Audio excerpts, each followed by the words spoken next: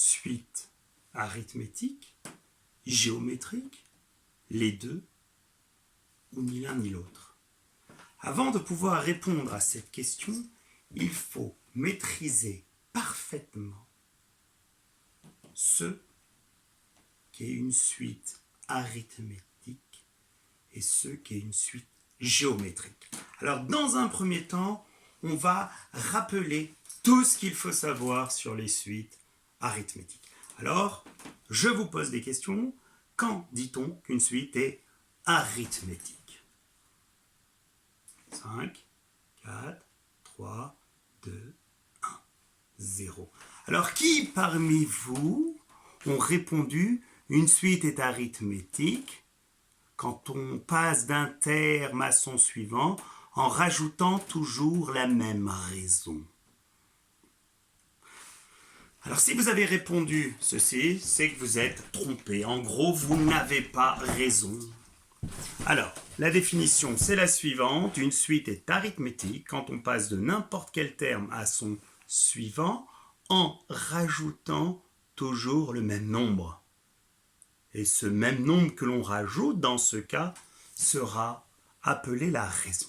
Alors, on va retranscrire mathématiquement cette phrase en français. Si jamais la suite s'appelait AN, changeons des UN, VN, AN.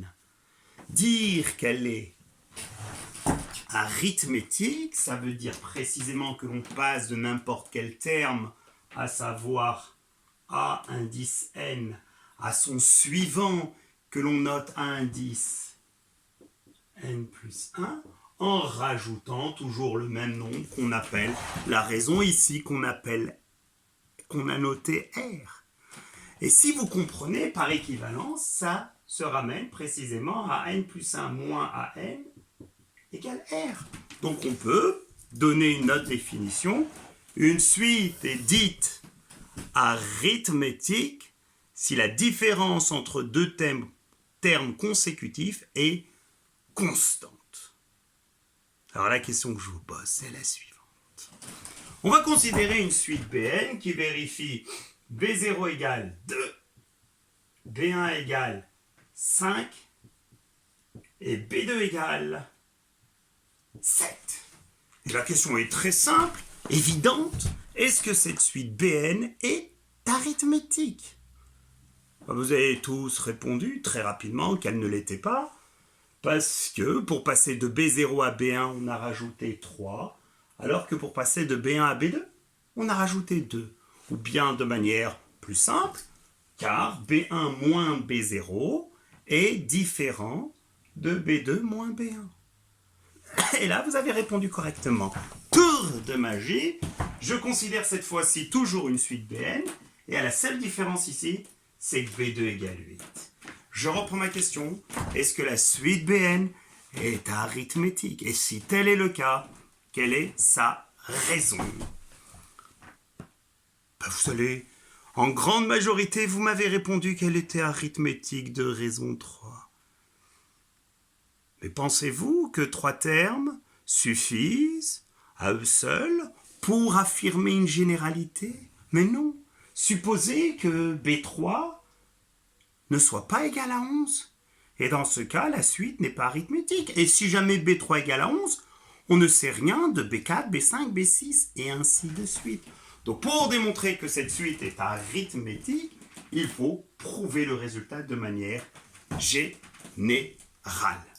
Donc en gros, si vous avez compris cette remarque, qu'est-ce qui est plus simple? De montrer qu'une suite est arithmétique ou n'est pas arithmétique? Et la réponse, c'est beaucoup plus simple de démontrer qu'elle n'est pas arithmétique. Il suffit de trouver deux différences de termes consécutifs qui soient opposées.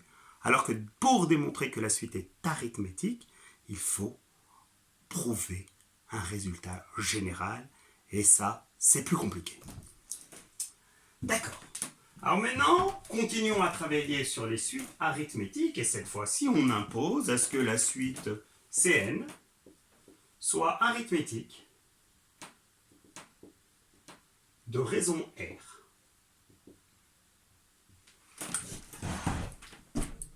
Et de premier terme,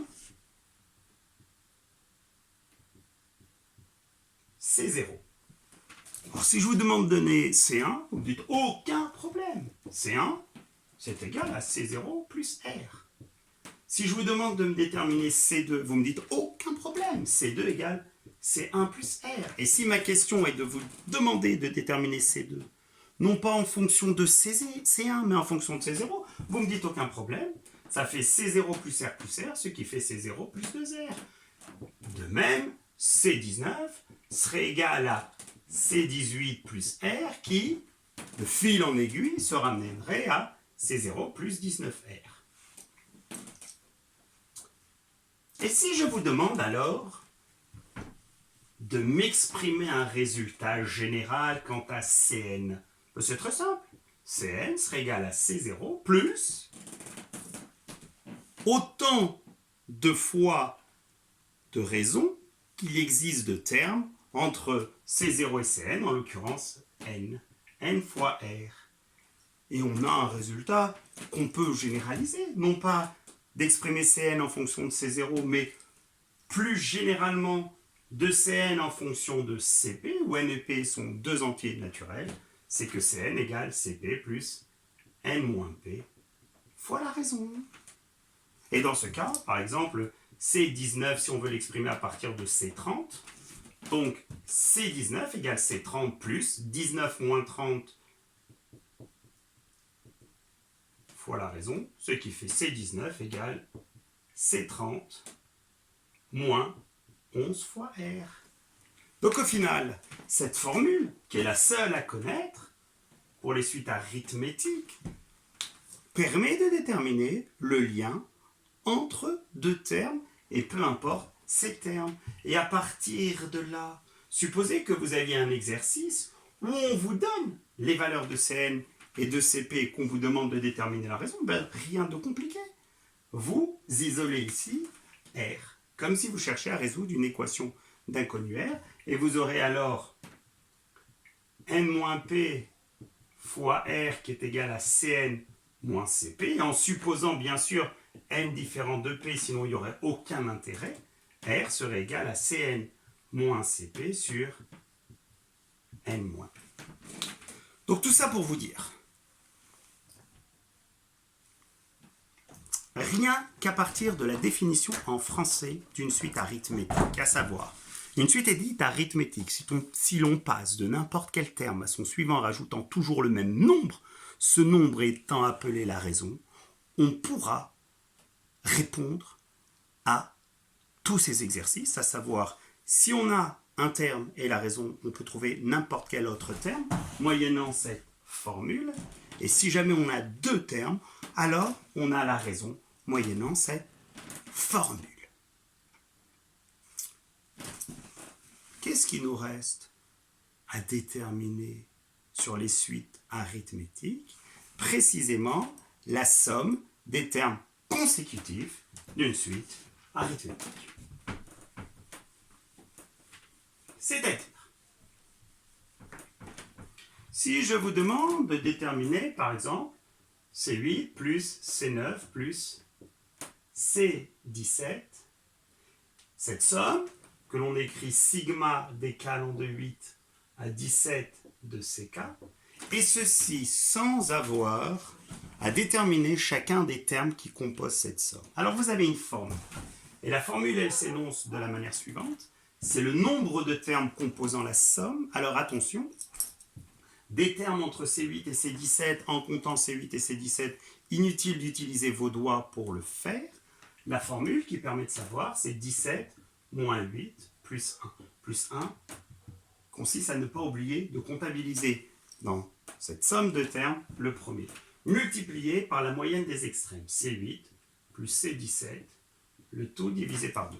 Et de là, on a une formule, celle-ci est un cas particulier de la formule générale, qui dit que CP plus 1 plus jusqu'à Cn-1 plus Cn, en supposant bien sûr n plus grand que p, cette somme est égale à nombre de termes, n moins p plus 1, multiplié par quoi?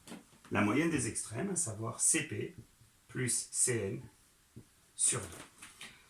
Voilà les deux formules à connaître sur les suites arithmétiques. La première qui met en relation deux termes d'une suite arithmétique et peu importe lesquels, et la deuxième qui détermine la somme des termes consécutifs d'une suite arithmétique. Alors on va reprendre à l'identique la même chose, mais cette fois-ci pour des suites géométriques.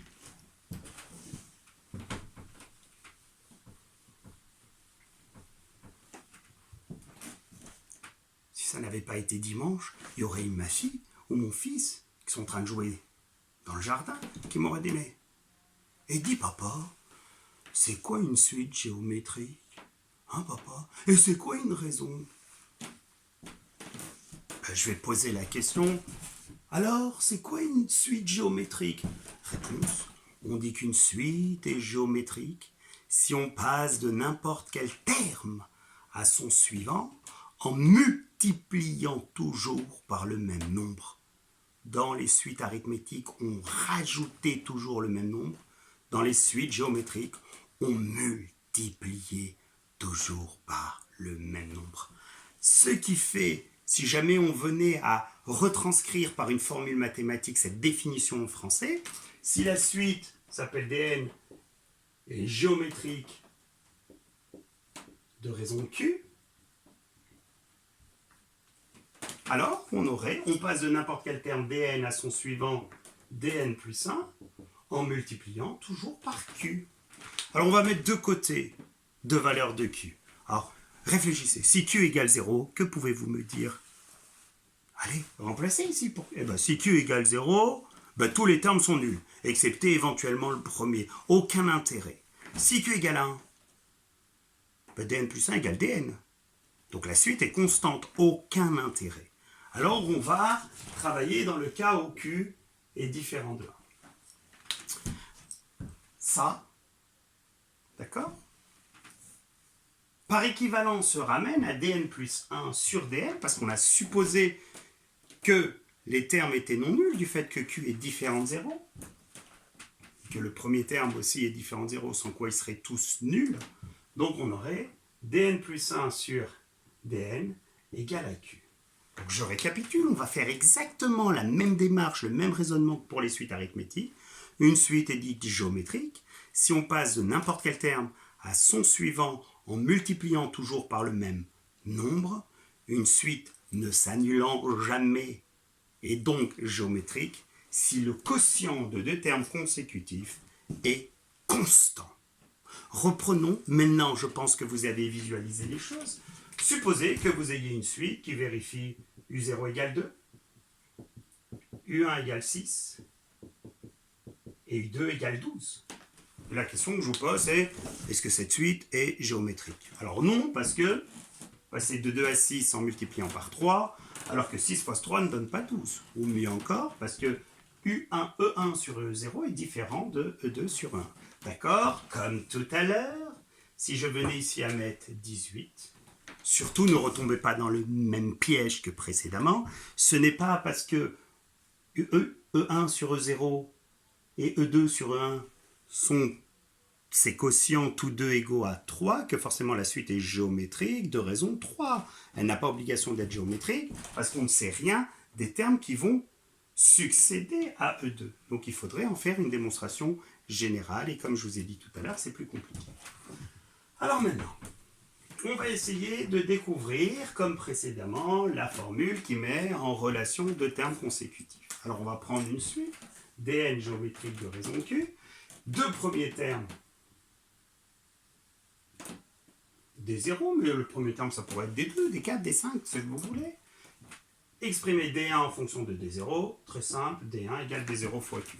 Exprimer D2 en fonction de D1, très simple, D1 fois Q. Exprimer D2 en fonction de D0, pas plus compliqué, parce que D1 vaut D0 fois Q, donc ça fait D0 fois Q fois Q. Et juste pour information, Q fois Q ne donne pas 2Q, mais Q au carré. Donc on a D0 fois Q au carré. Par la suite, si je vous demande D13, c'est égal à D12 fois Q, qui de fil en aiguille se ramène à D0 fois Q puissance 13, c'est la bonne réponse. Et à partir de là, vous avez un résultat que vous généralisez, qui dit que Dn égale à dp fois Q à la puissance n moins p. On va prendre un exemple. Si je vous demande d'exprimer D7 à partir de D11, donc deux possibilités. Soit vous n'utilisez pas de formule et vous dites que D7 c'est un terme qui se trouve précédé D11 mais 4 termes avant, donc c'est D11 divisé par Q puissance 4, ou si vous venez à appliquer la formule D7, D11 fois Q à la puissance 7 moins 11, ce qui donne Q puissance moins 4. Et si vous avez des souvenirs de quatrième, concernant les exposants négatifs, Q puissance moins 4 donne précisément 1 sur Q puissance 4. Voilà le résultat à savoir. Alors on va faire comme tout à l'heure pour les suites arithmétiques, pour déterminer la somme des termes consécutifs. Non mais juste avant, cette formule est bien sympathique. Et si jamais je ne vous donne pas la raison? Et si jamais je vous donne deux termes de la suite, comment feriez-vous? Exemple. Si je vous dis D9 égale 7 et D17 égale à 3. Comment faire pour déterminer la valeur de Q qui n'est pas ici donnée? Vous allez appliquer la formule D7 égale D9 fois Q puissance D17 égale D9 fois Q puissance 17 moins 9, ce qui fait 8. Donc de là, vous substituez par les valeurs et vous obtenez Q puissance 8 égale à D17 qui vaut 3 sur 7. Et si Q puissance 8 est égal à 3 sur 7, Q est donc égal alors à soit racine huitième de 3 septièmes, soit moins racine huitième de 3 septièmes. Ça, c'est la calculatrice qui vous le donne. 3 septièmes, la calculatrice puissance 1 huitième, ou certains anciens modèles de la génération des dinosaures comme moi, c'était ça qu'il fallait écrire. Ou alors, parce que vous savez que deux nombres opposés ont le même carré et de manière générale la même puissance 4, 8 et toute puissance paire, donc il y aurait, ou alors, Q égale moins 3 septièmes puissance 1 huitième. D'accord, donc au final, cette formule, celle qui était là que j'ai effacée, met en relation deux termes quelconques d'une suite géométrique et aussi permet, à partir de deux termes, de déterminer la raison qui, dans certains cas, pourrait être double. Il nous reste à finir sur comment faire pour calculer la somme des termes consécutifs d'une suite géométrique, bien sûr dans le cas où Q est différent de 0 et Q est différent de 1. Alors je prends toujours ma suite que j'appelle Dn et je vais faire, allez, on met un cas particulier, on va en faire une généralité, D3 plus D4 plus D19, et on va supposer Dn géométrique de raison Q différent de 0 et Q différent de 1, auquel cas c'est super simple, vous n'avez pas besoin de formule. Alors, si cette somme je l'appelle S, alors, en hommage à ma professeure que j'avais eue il y a bien longtemps au siècle dernier, Madame Rekaibi de son nom, nous avait donné une formule, j'ai déjà souvent parlé de cette formule, qui est la plus simple et que je n'ai trouvée nulle part, c'est la somme des termes consécutifs d'une suite géométrique s'obtient par la formule suivante, premier terme qu'il y a, à savoir D3, moins premier terme qu'il n'y a pas, à savoir celui qui viendra succéder à D19, donc moins D20, sur 1 moins Q. Et on peut écrire 1 moins Q parce que Q est différent de 1. De manière générale, donc si je venais à calculer dp plus 1 plus dn moins 1 plus dn, hommage à mon professeur, premier terme qu'il y a, dp, moins premier terme qu'il n'y a pas, celui qui va succéder à dn, d puissance n plus 1, sur 1 moins Q. Alors maintenant, si vous avez compris, petit test éclair. Si je considère la suite des nombres pairs, arithmétique, géométrique, les deux, ni l'un ni l'autre. Parfait, bonne réponse, c'est évident. Arithmétique de raison 2. Deuxième question. Si je considère la suite des multiples de 7, arithmétique, géométrique, les deux, ni l'un ni l'autre. Réponse, multiple, multiple, multiple. J'ai fait exprès de vous parler de multiples. Attention, la suite des multiples de 7 n'est pas géométrique, elle est arithmétique parce qu'on passe d'un multiple de 7 à son suivant en rajoutant 7. Donc la suite des multiples de 7 est une suite arithmétique de raison 7. La suite des puissances de 13. Réponse, géométrique de raison 13. Alors, si vous reprenez la question que je vous ai posée, la suite est-elle arithmétique, géométrique, les deux ou ni l'un ni l'autre? Il existerait des suites qui soient à la fois arithmétiques et géométriques? Réfléchissez. Vous voyez? Bonne réponse. Toutes les suites constantes. Les suites constantes, celles qui prennent toujours la même valeur, sont de ce fait arithmétiques de raison 0 et aussi géométriques de raison 1. Et on finit par la suite des carrés. 0 au carré, 1 au carré, 2 au carré, 3 au carré.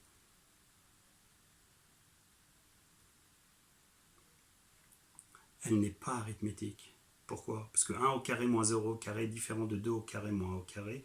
Elle n'est pas géométrique parce que le premier terme c'est 0 au carré qui fait 0. Si elle avait été géométrique, quelle que soit la raison, tous les autres seraient égaux à 0. Prochaine vidéo sur comment travailler avec les suites arithmético-géométriques.